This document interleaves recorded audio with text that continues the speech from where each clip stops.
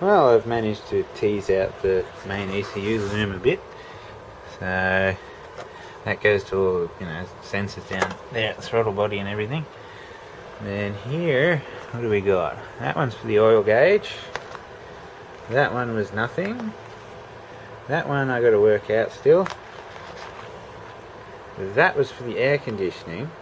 So you got one that goes and turns on the compressor, and then that one goes to the ECU to call for fans. Then we've got that one which went to the fans to trigger them. Then that one which was fuel pump. Yeah. Then this one which is alternator light, charge light. That one which is alternator positive, because these alternators use a positive to the battery to regulate themselves. And that one's an ignition wire. And that is another ignition for the injectors, I believe, or the ECU. And as you can see, the ignition wire runs down, splices into a few other things, and then runs down again. And none of this is fused. So, got to fix all that up and sort of do something like this to run all of this properly. Not like this rated though, like smaller, like 10 amps or 15 amps. So yeah, we're getting there. The alternator could be fried from having its feed coming off this kind of wire, because it might have been trying to put out too much voltage the whole time because it never thought that it had the right voltage.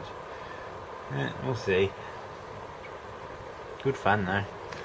I've got to loom that up separate and then make my own to go over there and try and do the rest on this side, because I don't want it going from here around, across, and then back in again. That's just shit.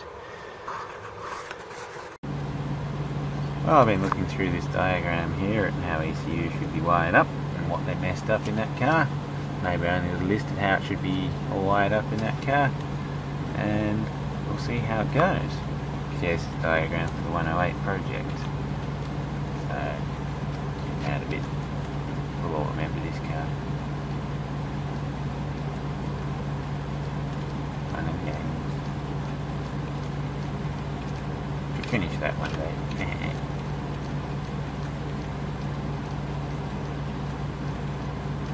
Lots of photos everywhere.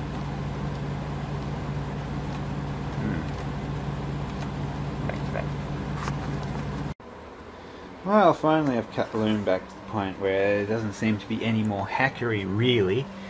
Like the rest of that seems all standard. They've just put conduit over it. And that just goes for the injectors, the coil and the transmission. Cut all this back and found all their dodginess and joining wires. And so now I can remake that. This is going to run it. Like, I wished I knew all about this before I did this. That way I could have made it all nice together, but now it's like do this and then do that. It's just not the way I like to do it. Now I've got to neaten that up. All this has nothing to do with it. So I'll go like that. That relay will be ignition. I'll put a relay somewhere else for fuel pump, and these fuses will run it all. So yeah, now I've just got to neaten up all of this mess. You can see I found everywhere. That main wire was just twisted and taped to run everything. So up there, heaps, everything. And over here, these ones are for the sensors. And some of them need new plugs. So we'll get there eventually. The shit, there was a lot of cutting from there to there because it was so thick. It was up to 10 layers thick in places. Well, slowly getting somewhere here. So I've cut it all the way back until it didn't seem to be hacked. Now I'm doing it all the way forwards, but properly. So this will branch off that way, because it all wrapped around here before and a bit close to the exhaust and everything. So that's for all of the inlet sensors. Look how bloody long that is. So I'm going to cut it here. I'm going to put a plug there and then have it shortened quite a lot so it's the right length for the car. These wires here are all power wires, so they'll connect up to here. And that one there is for the fuel pump relay, which I haven't decided where to put yet. Oh, I've got the inlet sensor loom in. So I've cut it and put a plug there for two reasons. Number one, was that much too long, and that's quite a lot when you're only talking about that much room. Number two, so you can unplug it from the engine and actually remove it nicely without having to jam it through everything. So yeah, that'll work well. Whilst doing this job so far, I haven't found an oil pressure sensor for the oil gauge on the dash. But I know the oil gauge worked. I went back and watched the old videos, and yes, it always is sat on 3. And I thought, well, that's weird. I found 2 oil light switches on this, the standard Commodore one and an aftermarket one. And I was like, I wonder if those dodgy fucks have, you know, just wired the gauge to a switch. And I had a look at the weird wires that they had down here, you know, with all the joins. And this little wire cut the heat shrink off it. And yes, there's a resistor right there. So all they've done is just put a resistor in line to a switch just so the gauge always showed something. What a pack of dodgy fucks. So I'm going to have to get an oil pressure sensor for it so the gauge works properly. So that's just bullshit. Oh well, the shit you find.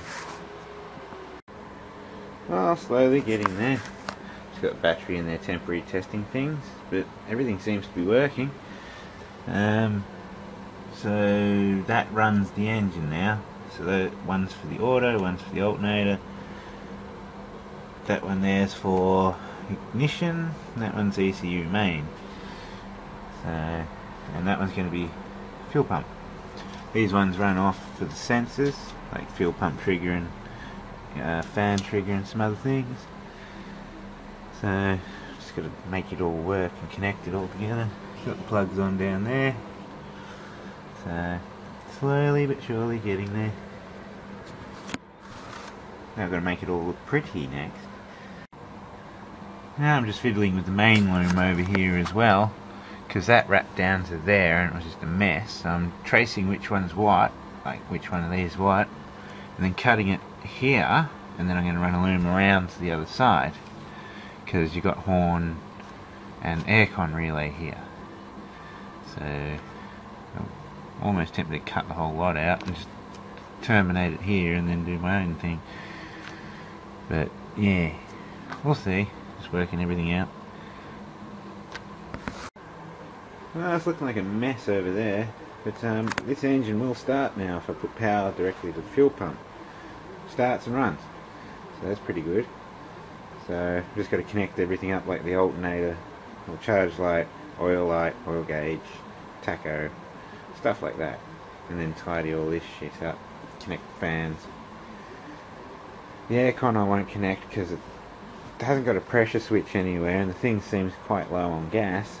So, I mean, with the heater in these, it always comes on, so it'll destroy the compressor and waste fuel, and kill the battery because the fans will always be running pointlessly. So I'll do the aircon when I do the whole aircon, wire it and replace hoses and get it working properly. But that'll be when it's not 4 degrees Celsius. So,